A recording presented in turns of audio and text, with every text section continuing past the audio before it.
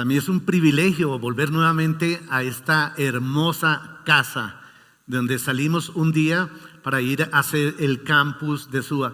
Y nuestro campus les envía un especial saludo, un abrazo. Ayer estábamos celebrando la segunda boda de una pareja de nuestro campus. Y el próximo domingo vamos a tener los bautizos allí también en SUA. 10 personas se van a bautizar para el Señor y la iglesia sigue creciendo. Así es de que mi esposa quería mandarles también un saludo, que no empezara sin ese saludo. Pero antes de entrar en materia quisiera que compartiéramos, que viéramos el siguiente video.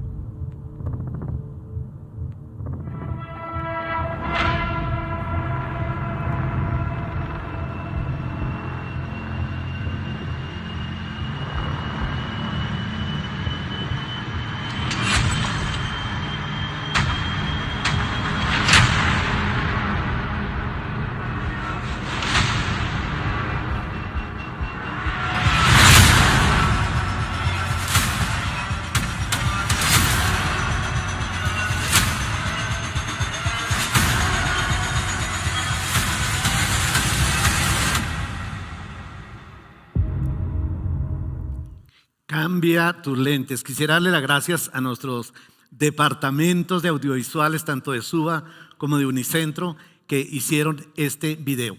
Pero a ver, antes de empezar, me gustaría saber quiénes son de mi team, quiénes son de mi equipo, quiénes usan lentes aquí. A ver. Oye, tenemos bastantes, qué bueno. A los demás los amamos también.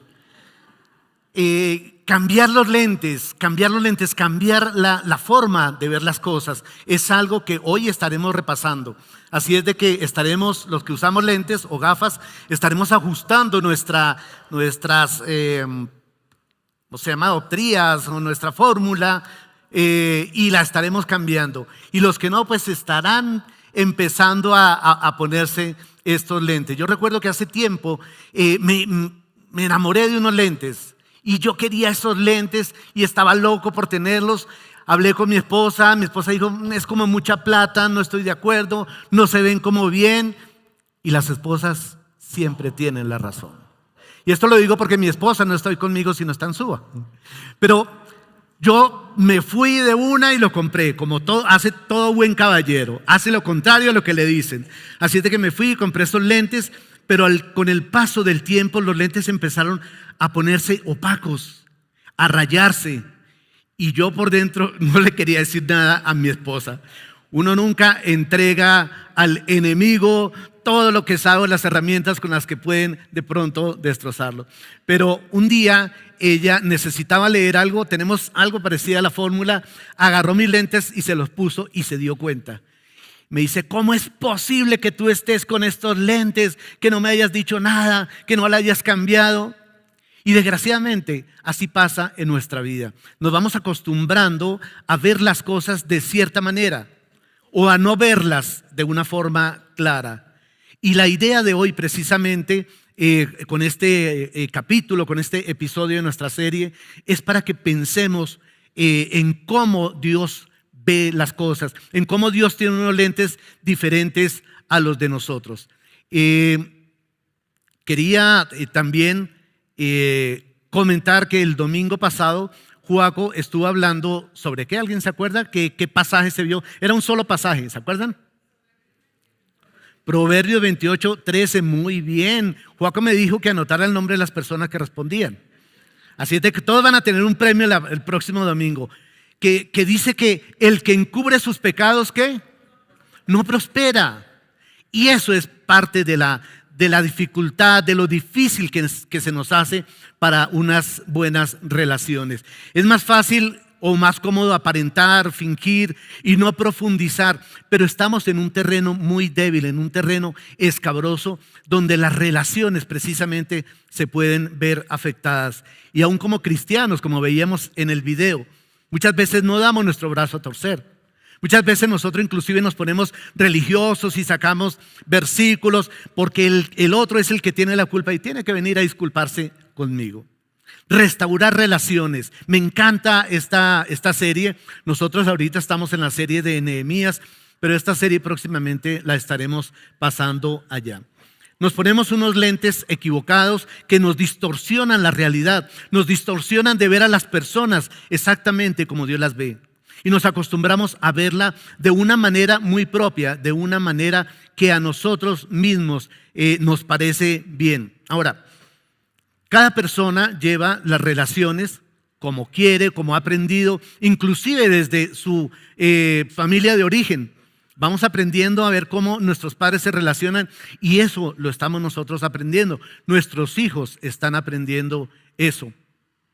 Pero entonces, ¿cómo sería esto? O sea, si no es a mi forma, si no es a la forma del otro, ¿de qué forma entonces estaríamos nosotros viendo a las demás personas para en una forma asertiva tener buenas relaciones? Y hasta ahora y con esta serie hemos visto que las relaciones interpersonales son una bendición, ¿verdad? ¿Quién no tiene amigos? ¿Quién no le gusta tener amigos? ¿Quién le gusta estar solo? De pronto habrá alguien, pero es la excepción. Pero no fuimos creados para ser seres aislados. Fuimos creados por Dios para ser seres sociables, seres que estamos en compañía. Así es de que la Biblia nos tiene mucho que decir al respecto. Y hoy estaremos viendo precisamente en la carta que Pablo le escribe a los romanos, lo que Dios quiere transmitirnos a través de Pablo de lo que son nuestras relaciones. Pero primero en el contexto, hasta el capítulo 11 de la carta de los romanos, Pablo viene describiendo en detalle cómo es ese Dios al que nosotros creemos, cómo empezó, cómo era ese Dios, cómo ha sido con nosotros. Y viene transmitiendo y lo que es Jesús, pero también nos describe cómo éramos nosotros sin Jesús en nuestras vidas. Y dice cosas como por ejemplo Romanos 3:12. Dice, todos se han desviado a una, se hicieron inútiles, no hay quien haga lo bueno, no hay ni siquiera uno. Así es de que si hasta este momento tú te consideras una persona realmente buena, nos dice que no hay uno solo. Y por eso es que es tan difícil mantener relaciones interpersonales, conectarnos con gente, aún inclusive de la misma familia. Yo pertenezco a una familia un poquito grande, somos 15 hijos, del mismo padre y la misma madre, y también son 11 mujeres y 4 hombres. Y las relaciones igual, siendo criados en el mismo hogar, con los mismos padres, pero las relaciones también a veces cuestan. Hay problemas, hay situaciones como en toda familia. Entonces, por eso nos cuesta tener buenas relaciones. Porque el corazón del hombre es duro. El corazón del hombre, como decía Joaco hace 8 días, le cuesta reconocer sus errores, le cuesta reconocer su pecado. Y por eso es que no prospera en sus relaciones y en muchas otras cosas. A partir del capítulo 12, Pablo nos conecta en lo que es el evangelio con nuestra vida, el verdadero evangelio con el amor de Dios funcionando o desarrollándose en nuestra vida. Y es algo interesante, porque de ahí él empieza, especialmente en los versículos 9 al 16 que estaremos viendo hoy, Pablo nos dice lo que ese amor de Dios en nosotros, en nuestra vida, debe incidir en los lentes que nos ponemos para ver a las personas de una forma asertiva, de una forma correcta. Así es de que preparémonos entonces para este viaje. ¿Cómo estamos? ¿Estamos bien? Si se duermen, Por favor, ronquen para yo saberlo.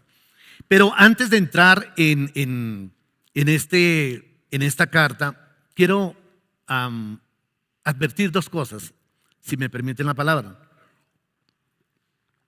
En primer lugar, el amor que nos va a hablar aquí Pablo no es un amor que se base en nuestras fuerzas, en nuestro propio corazón, en nuestra forma de ver la vida, sino en las fuerzas de Dios. Por eso es algo sobrenatural, que cuando estemos viendo los versículos vamos a pensar, oye, esto está como difícil, porque no es en nuestras fuerzas que lo podemos desarrollar. Y en segundo lugar, este amor no es para evaluar el amor que los demás nos dan hacia nosotros, que es lo que comúnmente hacemos, ¿no? Porque yo estoy bien. Mi forma de amar es la correcta, yo estoy bien, el otro es el que está equivocado. Pero evitemos esa tentación y solamente quiero que nos enfoquemos en ver lo que el amor de Jesús ha hecho en mi vida y cómo ha logrado impactarlo y cómo esto se está viendo evidente en mi relación con las demás personas. Y cuando decimos restaurar esas relaciones, no solamente es relaciones que ya tenemos, pero también relaciones que no hemos desarrollado por esos lentes erróneos que nos hemos puesto. ¿Me siguen? Ok, entonces, en primer lugar, veremos el amor auténtico. Acuérdense que estamos hablando Romanos, capítulo ¿qué? Versículo 9. Romanos, capítulo 12, versículo 9 en adelante. Entonces dice el versículo 9, el amor debe ser ¿qué? Sincero. Ahí entramos mal, ¿verdad? Ahí entramos en detalles. Bueno, yo sé que aquí todos son sinceros, pero en su así de pronto uno dice, no tan sincero, porque a veces uno no realmente habla con la verdad. Aborrezcan el mal, aférrense al bien. Ámense los unos a los otros con amor fraternal, respetándose y honrándose mutuamente. Fácil, ¿verdad? Hasta ahora estamos bien, es fácil, yo amo sinceramente, aborrezco el mal, etcétera, etcétera. Pero desglosemos un poquito esta parte. Y cuando dice aquí amor sincero, hay una etimología de esa palabra popular que nos dice que los artesanos, cuando estaban haciendo una obra y el martillo se les iba por otro lado, si había alguna fisura o algún defecto, lo cubrían con un pegote de cera y eso entonces era algo con cera y perdía valor. Entonces, ¿qué quería decir esto? Que algo sincero era algo liso, algo puro, algo natural, algo que había quedado bien. Entonces, lo primero que nos dice es que nuestro amor debe ser sincero, sin dobleces, no alterado, en su naturaleza más pura. Entonces, lo que hace este amor que sea apropiado, lo que hace que este amor sea puro, lo que hace que este amor sea auténtico es precisamente la sinceridad. Y muchas veces nosotros escuchamos cosas como yo te amo porque tú me haces feliz. Yo te amo porque me interesa lo que tú me puedes dar. O yo te amo porque así no me siento solo. Pero cuando vemos esta clase de amor y cómo lo interpretamos, obviamente va a ser desde el modelo de Jesús. Jesús es la mejor foto que nosotros podemos tener para este amor. Jesús entregó un amor honesto, sin esperar nada a cambio, sin agendas ocultas, sin ver detrás de la persona lo que podía conseguir. Por eso Jesús podía andar y conversar con personas que habían sido desechadas por la sociedad judía. Jesús pudo sentarse a hablar con una prostituta, lo que los doctos de la ley, los fariseos, nunca harían. O se pudo sentar de pronto con un cambista que eran despreciados por el pueblo hebreo, porque estaban en contacto o estaban trabajando para el imperio romano. Jesús se pudo entablar una conversación con una mujer y samaritana. Los doctos de la ley, los sacerdotes no estaban hablando con mujeres, y menos si eran samaritanas, también un pueblo despreciado por los judíos. Fue un amor puro el que lo llevó precisamente a tratar con los despreciados. Y esto muchas veces a nosotros nos pone unos lentes equivocados, unos lentes opacos como los que yo podría tener. Porque cuando vemos personas que podríamos juzgar o que podríamos decir que son personas execradas de la sociedad, pues nosotros nos ponemos unos lentes de pronto para no llegar hasta ellos, para no establecer de pronto una relación. Pero el amor de Jesús no juzga. El amor de Jesús abraza a las personas, se encuentra con ellas y las abraza y sus vidas son transformadas. Por eso Jesús nos invita a amar a las personas de la forma como Él nos amó. Y en Juan 13, 34, 35 dice lo siguiente: este mandamiento nuevo les doy. Ahora, hagamos un alto ahí. No era un mandamiento nuevo. Ya en el Levítico se había dicho amen a su prójimo. Pero dice que se amen unos a los otros, así como ¿qué? Así como yo los he amado, también a ustedes deben amarse los unos a los otros. Cuando Jesús fue crucificado, yo creo que los apóstoles entendieron, porque eran medio cerraditos, pero cuando ellos vieron de la forma en que Jesús estaba amándolos aún hasta la muerte, ellos entendieron. Ellos entendieron cómo era esa forma de amar, aún con sacrificios, aún si no me agrada, aún si yo no estoy de acuerdo precisamente y plenamente. Entonces, Él nos da el modelo para que nosotros podamos amar a las demás personas. Otro atributo que encontramos en ese amor, dice: de este modo sabrán que son mis discípulos, si se aman los unos a los otros. Y esto es la impronta que Jesús le pone a ese amor precisamente. Los demás o las personas no saben que somos discípulos de Jesús por un pececito, por una Biblia, porque oramos bonito, porque no sabemos algún versículo. En la forma en que como Jesús lo manifiesta es que todos sabrán que somos sus discípulos. ¿Por qué? Porque nos amamos los unos a los otros. Y déjame decirte algo, esto no se refiere a solamente el grupito de mi iglesia o solamente el grupito que estamos desarrollando vida en casa. Se refiere a todo el mundo, a el prójimo. Así es de que en el siguiente dice otro atributo del amor. Me da el siguiente, por favor. Aborrezcan el mal y aférrense al bien. Y ojo con esta palabra, colao. Colao es aférrense y significa unirse, pegarse, adherirse fuertemente. Y es la misma palabra que usó Jesús en Mateo 19:5, cuando Él dice: por tanto, el hombre deja a su padre, a su madre, se une a su mujer y serán una sola cosa.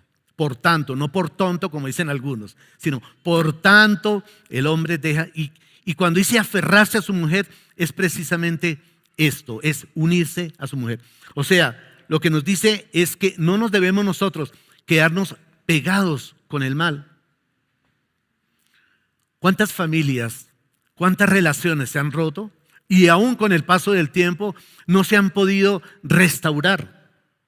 Porque ninguno de los dos quiere dar su brazo a torcer. Padres e hijos insistimos muchas veces en aferrarnos al mal en vez de aferrarnos al bien. Cuando nosotros amamos con este amor auténtico, entendemos la necesidad de buscar el bien de la persona amada. No nuestro bien, el bien de la persona amada. Y busca todas las cosas que pueden hacerle bien en lugar de dañarlas. Si alguien en una relación te está llevando a hacer algo mal, esa persona realmente no te ama. Porque en el modelo de Jesús, en la foto de Jesús, si nosotros amamos a alguien, vamos a buscar el bien de esta persona. Otra característica de este amor, dice: ámense ¿qué? Los unos a los otros con un amor fraternal. ¿Qué es un amor fraternal? Yo aquí pongo en familia. Muchas veces los amigos nosotros los escogemos, ¿verdad? Por alguna afinidad, por compañerismo, por miles de causas. Pero la familia, ¿nosotros la escogemos? No, la familia se nos es dada. Igual que Dios nos da. Dios nos da la familia, a través de su sangre nos volvió familia. Por eso también nosotros decimos unidos por la amistad. Primero Jesús y su palabra, unidos por la amistad.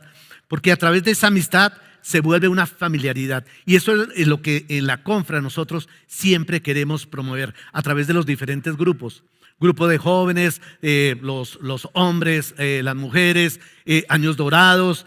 Cuando nosotros vemos estos grupos, a veces parece que están mejor que en la familia o que estuviéramos mejor que en la familia, porque es un amor fraternal, se convierte en una fraternidad, en un amor genuino.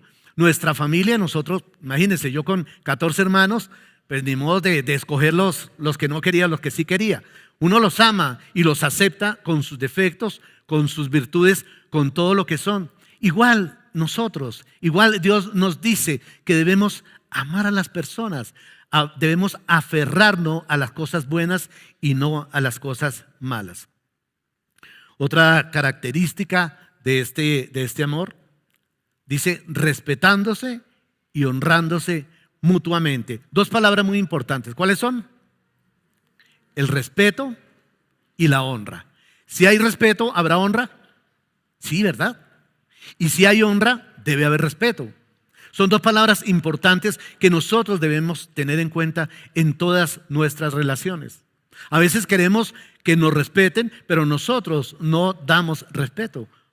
Y cuando habla de honra, dice en Filipenses capítulo 2, versículos 3 y 4, dice, no sean egoístas, porque cuando nosotros vemos a las otras personas con los lentes equivocados, lo estamos viendo de una forma egoísta, una forma que nosotros solamente consideramos que es la forma adecuada. Dice, no sean egoístas, no traten de impresionar a nadie, sean ¿qué? Humildes. Dos palabras también importantes, egoísta y humilde. Dice, es decir, considerando a los demás como ¿qué? Como mejores que usted. Epa, Fer, ya va. ¿Cómo que considerar a los demás mejor que yo? ¿Es que usted no sabe quién soy yo? Esa famosa frase. ¿Es que usted no sabe cuáles son mis títulos? ¿Es que usted no sabe dónde estudié yo? Pero gracias a Dios, nuestra identidad nos la da Dios. No nos la dan nuestros títulos, nuestros bienes, las cosas que nosotros tenemos, todos los reconocimientos, sino nuestra identidad nos la da Dios. Y eso nos permite a nosotros trabajar con nuestro ego, trabajar con nuestro orgullo y ser humildes en la forma de amar a las personas y en la forma de ver al prójimo.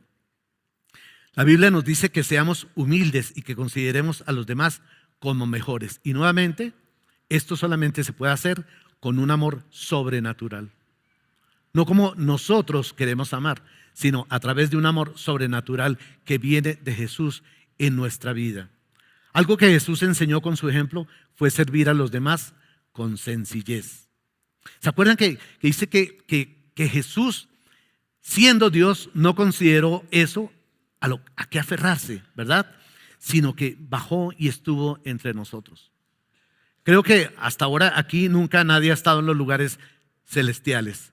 Pero cuando estemos allí, comprenderemos realmente lo que es estar en el lugar celestial.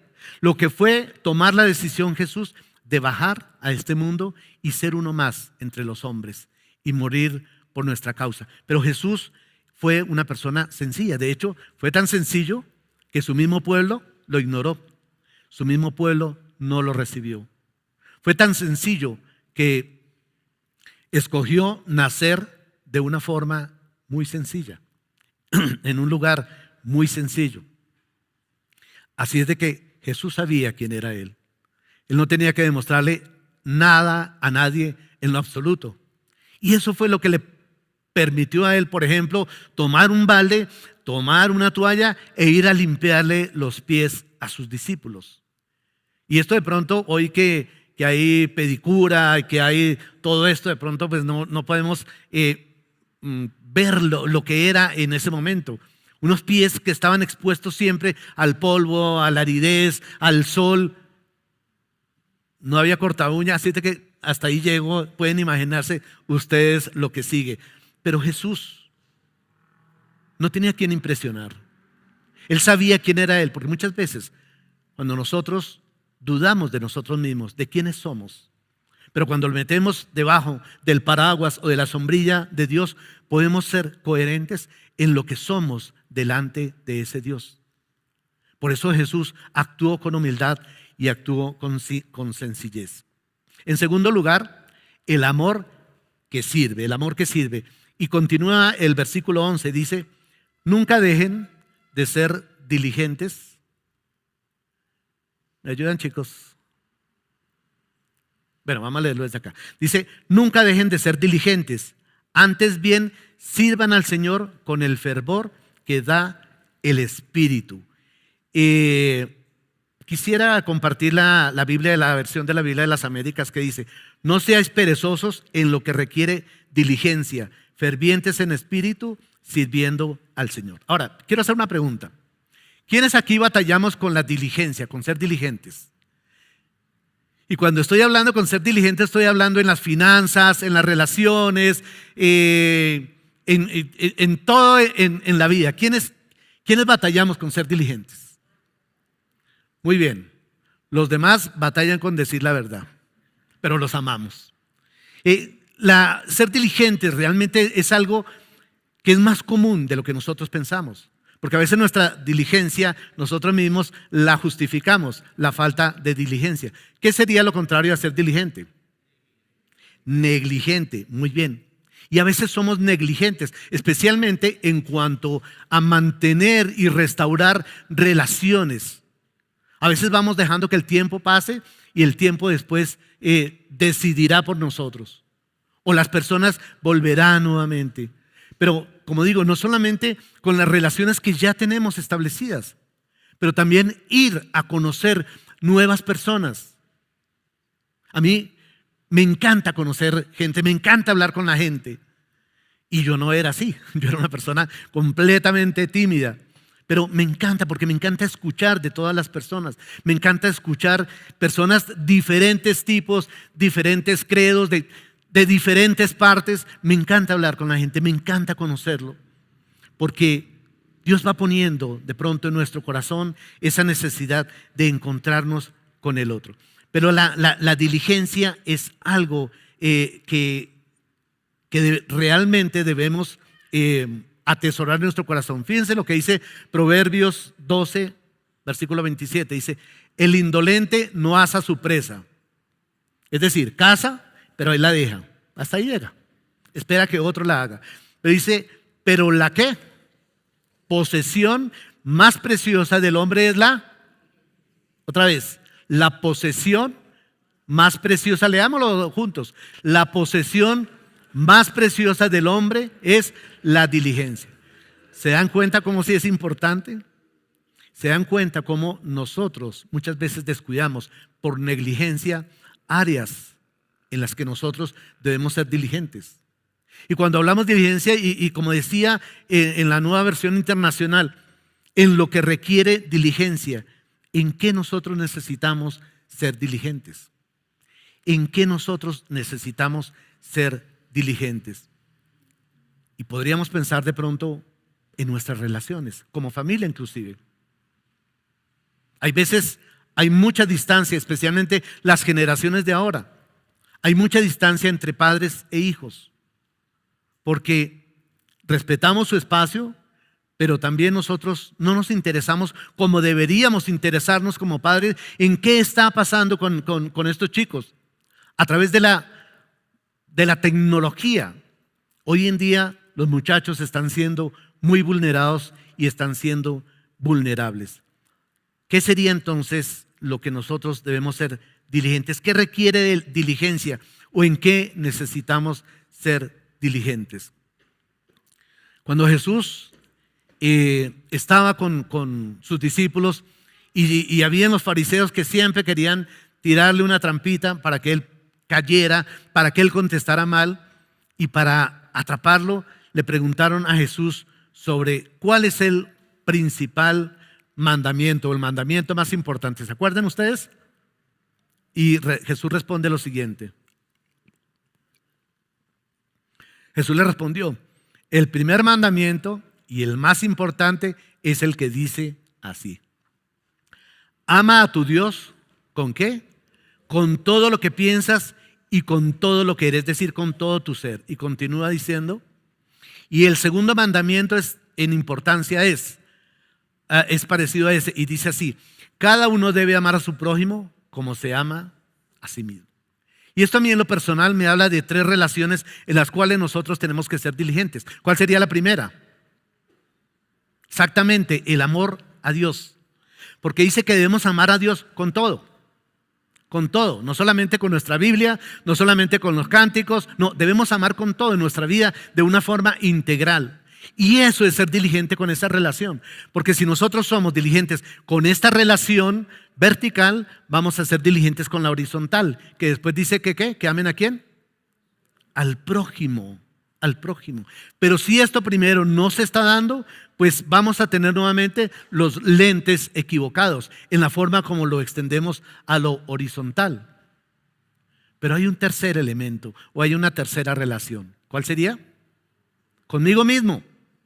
Muchas veces somos especialistas en hacer las 2 primeras, en amar a Dios. No es que yo, la Biblia me la sé, la he leído 800 veces y me la sé de derecha a izquierda, de izquierda a derecha.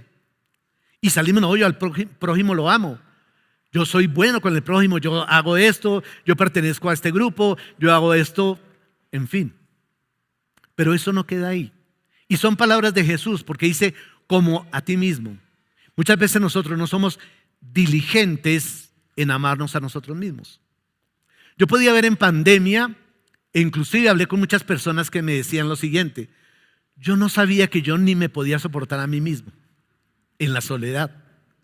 Porque muchas veces nosotros no somos diligentes en gestionar nuestras emociones, en gestionar nuestros pensamientos, en gestionar nuestras relaciones con los demás. Somos negligentes en eso. Son 3 relaciones en las que nosotros debemos ser diligentes y no negligentes. Y es una invitación precisamente porque a través de esa relación con Dios en lo vertical va creciendo nuestro corazón y vamos cambiando la fórmula de nuestros lentes a una fórmula correcta.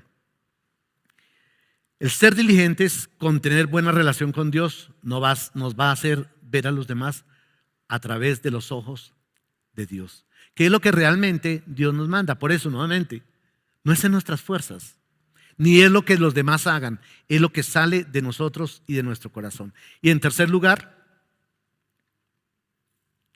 el amor que camina junto. Y aquí Pablo termina con la cereza del pastel, con lo máximo, con las palabras más hermosas que pueda terminar esta porción de la Biblia. Fíjense lo que dice: ayuden a los hermanos necesitados, practiquen la hospitalidad, bendigan a quienes los persiguen y bendigan y no maldigan. Y continúa diciendo: alégrense con los que están ¿qué? Lloren con los que lloran. Vivan en armonía los unos con los otros. No sean arrogantes, sino háganse solidarios con los humildes. No se crean los únicos que saben. Cualquier parecido con la realidad es pura coincidencia. Pero aquí hay mucha tela de donde cortar. En primer lugar, nos dice que ayudar a los necesitados. Si nosotros vemos a nuestro alrededor, ¿habrá necesidad? Hay mucha necesidad. Pero casi siempre cuando hablamos de ayudar al prójimo en sus necesidades, estamos pensando ¿en qué? En dinero, en economía. No es que yo no tengo para ayudarle, me gustaría ayudarle, pero eso no es lo más importante. Hay mucha gente quebrada en su corazón, mucha gente sola, mucha gente que pagaría, incluso pagan a otras personas porque los escuchen.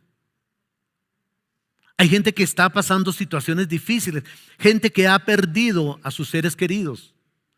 A mí me encanta cuando veo las reuniones de la confra, por ejemplo, las reuniones cuando se pierde a un ser querido, porque hay presencia de la confraternidad, hay presencia de la iglesia, hay presencia de ser solidarios con la persona que está pasando una situación difícil. Entonces, debemos tener ese corazón precisamente sensible en qué podemos ayudar. ¿Cuántos hogares de pronto que están pasando situaciones difíciles, pero el de nosotros no, gracias a Dios? ¿Podemos nosotros ayudar? ¿Cuántas madres están batallando con conductas de sus hijos, con situaciones donde ellos se están poniendo en peligro? ¿Podemos nosotros ayudar? Cuando nosotros vemos la sociedad que tristemente cada vez está más terrible, que cada vez está más destrozada, ahí es cuando podemos nosotros ser las manos de Jesús a través de Él hacia otras personas. Es mucha la forma en que nosotros podemos ayudar y mostrar a ese Jesús vivo. No solamente a través de una invitación a la iglesia o a un grupo, pero si nosotros salimos a ayudar sin esperar nada a cambio, porque por eso dice, no sean egoístas y no sean orgullosos, sino salir. ¿De qué forma podemos nosotros ayudar a otras personas? Hay mucho trabajo por hacer. Pero continúa diciendo hospitalidad. Y en hospitalidad yo quería compartirles. ¿Alguien sabe quién es Rosaria Butterfly? Rosaria Butterfly, ¿alguien la conoce? Es una escritora y fíjense, ella misma se define como una conversión improbable. Es una escritora, activista, anticristiana, defensora a ultranza del LGBT y una serie de cosas más. Pero ella dice lo siguiente, de hecho ella escribe un libro que se llama El Evangelio viene con la llave de la casa, hablando de hospitalidad. Y pongámoslo en otras palabras, el Evangelio viene con la llave de tu casa y de mi casa. Y fíjense lo que ella responde o lo que ella dice en una entrevista acerca de su libro. Dice, hospitalidad se trata de conocer al extraño y darle la bienvenida para que se convierta en tu prójimo. Extraño y prójimo. Y luego conocer a ese prójimo lo suficientemente bien como para que, si Dios lo permite, por su poder, este prójimo se convierta en parte de la familia de Dios a través del arrepentimiento y la fe. No tiene absolutamente nada que ver con entretener invitados. Me encanta esa frase. No tiene absolutamente nada que ver con entretener invitados. La hospitalidad va mucho más allá. Y esta mujer precisamente cambió su vida en un proceso largo que una pareja perteneciente a una comunidad de seguidores de Jesús empezó a invitarla a su casa. Y una mujer que era todo lo contrario, que odiaba a los cristianos, incluidos nuestros hermanos católicos. Pero era una mujer que atacaba y era una escritora y era profesora de una universidad en Estados Unidos. Y dice que a través de que esta familia le abrió las puertas de su casa, la invitó muchas veces, compartió con ellos muchas veces, aceptó su condición, pero le dio mucho amor. Esta mujer conoció realmente lo que es el amor de Jesús. Esta mujer pudo transformar su vida y su corazón. Hoy en día es casada con un pastor y tienen una iglesia próspera, muy bonita. Creo que es en Nueva Jersey. Pero fíjense cómo nosotros podemos ir más allá, solamente con detalles. Porque a veces pensamos que la vida de las personas se van a transformar a través de lo que nosotros les podamos decir, a través de lo que nosotros les señalemos en la Biblia. Pero quiero decirte hoy que tú eres una Biblia andante. Eres la mejor Biblia que puede haber.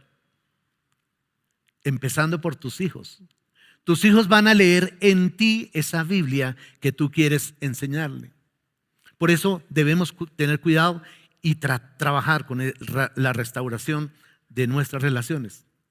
Y continúa también un amor que bendice. Bendecir es hablar bien, ¿no? Incluso a quienes nos hacen el mal. Cuando Pablo escribe esta carta a los romanos, lo escribe con el conocimiento de causa. Primero, porque él fue perseguidor de los cristianos. Él sabía lo que era perseguir. Y Pablo, a los que nos están persiguiendo, a los que nos están matando, tú dices que hablemos bien de ellos, que los bendigamos. Ese es el amor que viene de Jesús, no en nuestras fuerzas. Pero también Pablo habla porque en la iglesia primitiva ser cristiano era casi que una condena a muerte. Hoy en día de pronto pues se pueden burlar de nosotros, se pueden reír, pueden hacer un chiste, en fin, eso sería la máxima persecución. Pero en aquel entonces los cristianos podían llegar a ser teas humanas en casa de algún romano que quisiera divertirse un poco. Y ser o hablar o considerarse o declararse cristiano era casi que una condena a muerte. Pero Pablo dice que debemos bendecir y no maldecir. ¿Cuántas veces nosotros, porque se nos cruzó en la calle un motorizado, porque nos cerraron, porque nos quitaron el puesto del estacionamiento, maldecimos? Y nuevamente, maldecir es hablar mal, contrario a bendecir. Y también otra característica dice, identificados con las personas y sus emociones, siendo solidarios, con el que ríe, con el que llora, con el que la pasa bien, con el que la pasa mal. Alguien decía alguna vez que no hay espacio donde podamos nosotros aprender más que en un funeral. En la fiesta no aprendemos mucho, en la fiesta nos divertimos. Pero a través de las situaciones malas, cuando nosotros nos identificamos con nuestro prójimo, con lo que está pasando con su vida, ahí es cuando nosotros vamos a aprender más. Por eso Jesús habló de la regla de oro. ¿Se acuerdan? ¿Alguien sabe cuál es la regla de oro? Exactamente. Haz a otros lo que quieres que hagan contigo. La puso en positivo y no la puso como lo hablaban los antiguos. No hagas a otro lo que no quieres que te hagan a ti. No, Jesús la puso en positivo. Ve y haz a otro lo que tú quieres que hagan contigo. Porque cuando tú estés mal, tú vas a necesitar una mano que esté ahí a tu lado, una voz de aliento.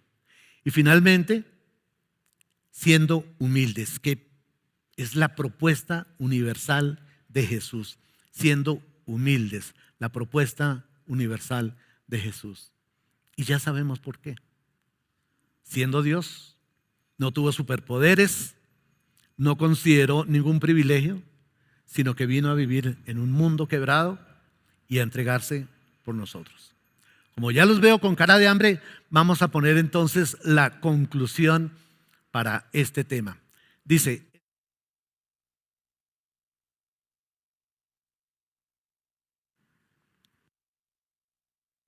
que nos impide restaurar relaciones con personas que creemos diferente. Por eso es necesario cambiar la manera como vemos a los demás. Si queremos restaurar relaciones, debemos mirar a las personas de una manera diferente. En Jesús encontramos la inspiración y las fuerzas para cambiar nuestros lentes y no mirarlas con nuestros ojos, sino como Dios las ve.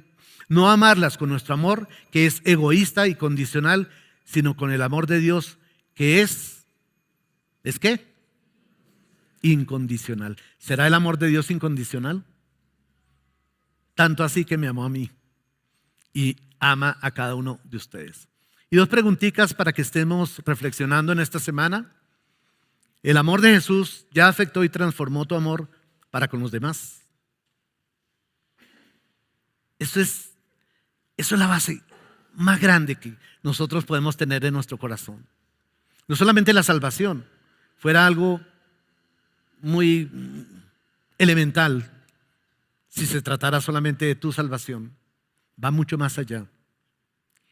Y la segunda pregunta, ¿con qué conductas y etiquetas luchas que te impiden acercarte a otros y restaurar relaciones?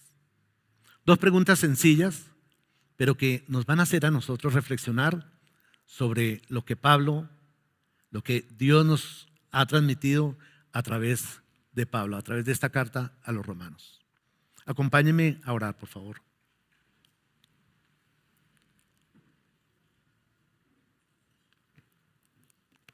Señor, damos gracias en esta mañana por tu amor, por tu misericordia. Padre, porque tú diste la mejor fotografía, el mejor modelo, porque no solamente nos diste imperativos, Señor, sino como a través de esta carta nos das indicativos hoy de cómo es ese amor, Señor, que nos va a transformar, que nos transforma para ver a los demás de una forma como tú los puedes ver. Reconocemos, y como veíamos en Proverbios 28, nuestro corazón es duro. A veces encubrimos nuestro pecado, a veces solapamos cosas que sabemos que están mal, pero nos acostumbramos a eso, Señor. Y te pedimos hoy, Padre, especialmente hoy, que podamos ver, Señor, de otra forma a las demás personas. Y si te tomas 1 o 2 segundos allí, piensa en alguna persona con la cual tú has sido negligente y no te has tomado el tiempo para restaurar esa relación.